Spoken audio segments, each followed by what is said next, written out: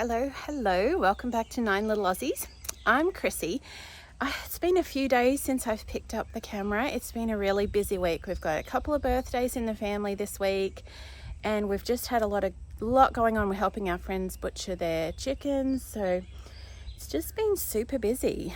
Today is actually Gracie's birthday, and I'm taking her out on a mummy date today, so I'll be going out soon, but there is another big storm coming, another one. So I need to get out here these before I go anywhere today, because these tomatoes, let me see if I can show you, they're starting to fall over. So I tied them up once already. Oh, the light, sorry. I tied them up once already, but they've grown so much since that last storm. So they really need some more support. So I'm going to try and quickly tie them back to the fence, maybe just the worst of them, because I don't have very much time before Gracie's not even awake yet. She had a late night last night, so I'm trying to run around and do these things before a special birthday breakfast. All right, so you can kind of see where I tied this first one here, and now it's grown a lot. So I'm going to prune that little guy off, oops, and put another tie in right there. So I've just tied that one and this little guy, so he's as tall as the fence now. And I just found, now this poor little jalapeno is kind of laying over. I don't know if something did that, but it's got a little baby jalapeno on it. That's cool. All right, well, I've done one row and my girl's awake, and the boys have been making pancakes for her for brekkie, and I think they're ready. So I have done just one row, tying them, kind of tidying them up, pruning them, and tying them back against the fence. Now, I don't know, I really need to do this row as well, but I'm out of time and I don't know if I'll get back to it before the storm. Hopefully I will. Anyway, just as we can, little bits as we can. So I'll show you real quick before I go inside.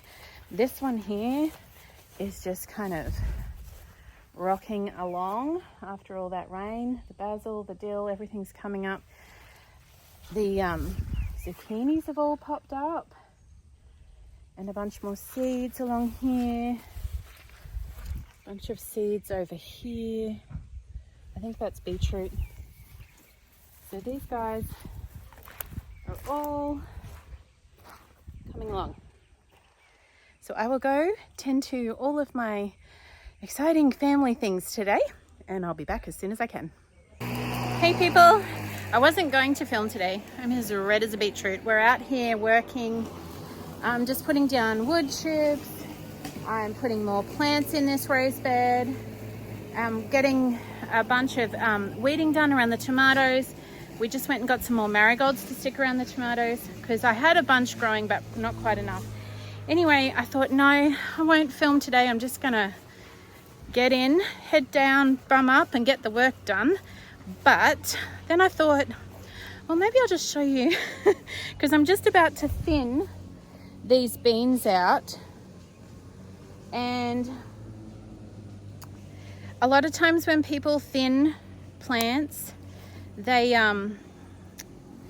pull them up, and I do that sometimes. I'm not saying I never do that, but our friend back in Australia, who really, I blame him for us being such enthusiastic gardeners. Luke got us into it, and he taught us this. He taught us that if you will, so see these guys here. Now the same comes with harvesting. Whenever we can, we do this harvesting as well. I'm sorry, I'm so red. I always go red in the face when I work. So we've got here 1, 2, 3, 4, and they're all a bit too close together. I did it on these two. I already pruned back these guys, and left a gap, and then I thought to myself, oh no, I'll come back and show you what I'm doing. So I want a decent gap in between, but not too big of a gap. So what I'm going to do is cut them off with my scissors. Now, it's always a matter of choosing which one. I think I'll leave him, I'll take him off. Now what happens when you do that, instead of pulling him out by the roots, is number one, you're disturbing the soil less, which in a no-dig garden is the aim, right? But at the same time, every time you cut or prune back, what happens when you prune or when you trim or when you cut off at the just above ground, it will release nitrogen into the soil down here. So this little stem that I just, this little stem that I just pruned, he will release a flush of nitrogen into the soil, which will feed the nearby plants. Now, if you pull him out at the roots, you achieve your thinning process, but you don't, that's it. That doesn't do anything else for your garden. Whereas now I will drop him there. So he will break down eventually and go into the garden. And we'll leave that one there, that one there. See, I probably, this is my other trouble that I have, is I spend ages sitting here going, which ones do I prune back? I'm gonna drop him, drop this little guy.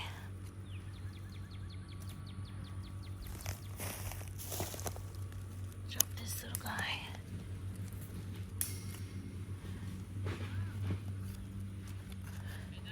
I think that's actually a sunflower seed growing up right next to this bean. So as I go along and do this, it actually helps me to thin without being so like, oh no, I'm cutting out a baby plant. Because I'm like, no, you still are functioning and serving a purpose. You are dying for the cause of the garden. So go back to the earth and feed the earth. So it makes me feel better about thinning my plants. And you can do it just with pinching off, like I was doing it earlier with the radishes, and you can just sort of pinch them off with your fingertips. But with a bigger plant like this, obviously it's easier with a pair of scissors. Oh, I have just sort of chopped down, see, this guy's laying on the ground now. Every second one roughly, and just thin them out. They're laying on the ground, they will rot down, go back into the soil, and their existing roots and stems will just provide a nice little flush of nitrogen for the other beans.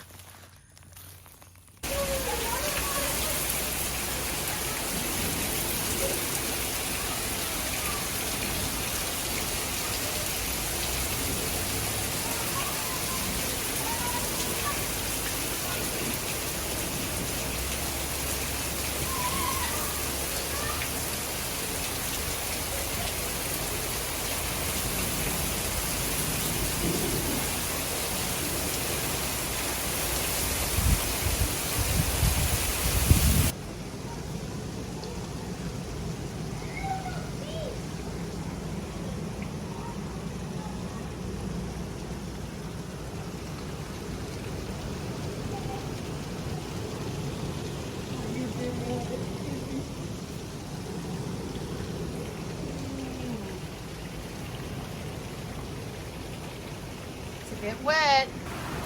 Oh, it's coming in. Look at that leaf out there though. Look, Mommy, it's flowing. Yeah, it is flowing.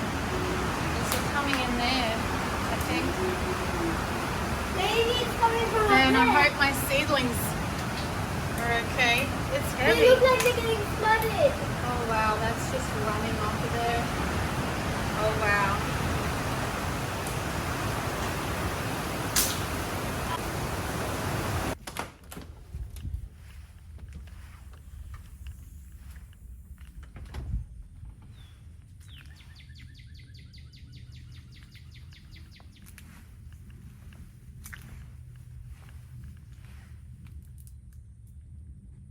Well, Well, it seems the rain has that storm last night has caused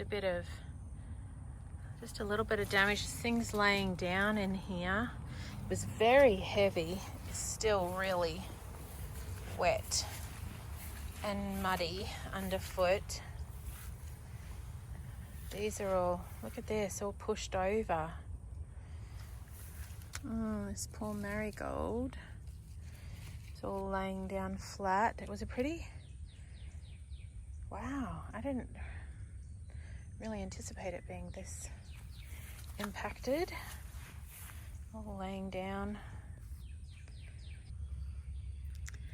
Hello again. All right, well, this has been a very hodgepodge sort of collage of different little videos that I've been able to squeeze into my week this week. And I'm just going to put them all together. Shows you a little bit of what we've been doing in amongst all of the storms, and some of that bed there that I showed you before that has had a bit of damage. Everything else seems to be okay. These are the tomatoes that I tied up, and I think I'm glad I got that done. But these ones over here, oh, look at the tomatillos. Oh, I guess that storm, let's see if I can show you, they're kind of just all laying down. I will tie them back up. I'll have to come out here. So again, today is another really busy day. Oh yes, there is some tomatoes lying down. Today is another really busy day. Tomorrow we have a little birthday party for the birthday kids this week. So I'm baking all day today. But I am going to have to get out here and do some damage control, I think. So these tomatillos are laying down. It was just a really intense storm. This tomato's been rolled over. You can see these ones are all lying down after that storm. These are the ones I didn't get to tie up, and that was what I was afraid of. Just the power of that storm that came through knocked them over. There's another one laying down. Oh, this one's snapped.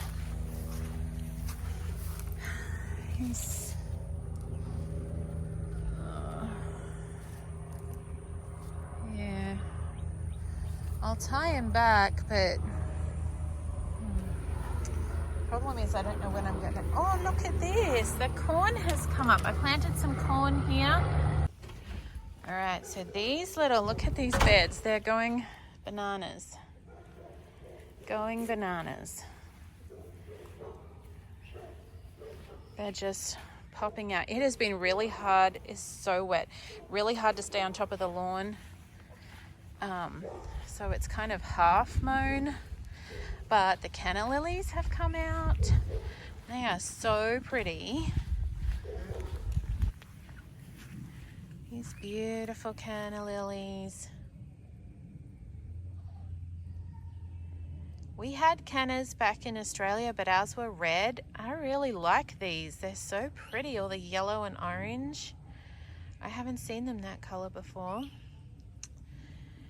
Now, we're going to have to remulch this because we had the chickens here and they've spread it all over creation. But that is pretty. And I don't know if I'm going to be able to get a good shot, but the crepe myrtles are coming into flower. So pretty. They will be just gorgeous soon. Late iris. There's a few random cannas over here. So pretty.